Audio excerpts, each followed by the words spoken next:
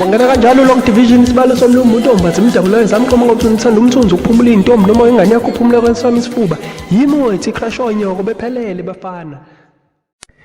Mina ngeshelwa ngutsotsi wathi uyangithanda kanti udlalanga khulu ukuthi usasho kanjalo endlini zenu sangena kanjalo emakamerweni sangena kanjalo emotweni zenu sangena kanjalo emsebenzini bafowethu siyabingelela siyazendlala phambi kobuso benu siyacela bafowethu siyacela ni subscribe sikhule sonke subscribeani bafowethu sikhule sonke usharele nabanye abantu batshele ukuthi abasubscribe kuleli channel esizoniphathela izinto ezimnandi siyaqala nje asingene kuzo idlamlenze intombini idlamlenze insizweni ukhuzana umfoka mpungose siyamazi uyena osithathi ngo-2020 wazothi fuhlu ku-2021 ngengoma yakhe emnandi ehlabahlosile ethi ijele kuthiwa bafowethu ube imbangela enkulu ekutheni kuhlukane uSiphesihle Zulu noSithembile uNtando wakamkhize.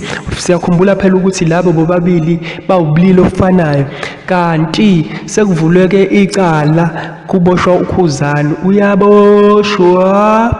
kuyaboshwa kukhuzani ngendlela ngeqhaza lakhe nanokuthi uthukile uMamkhize lo wamthuka wamusho wathi wena unamadimoni ngakho ke sekuvule icala. Ngakho ke siyakhumbula phela ukuthi uSiphesihle Zulu usayine ngaphansi kwenkampani kaKhuzani and uKhuzani ube nombuzo ukuthi kuyothi wani mekuvela emphakathini ukuthi wena uthandana nobulili ofanayo.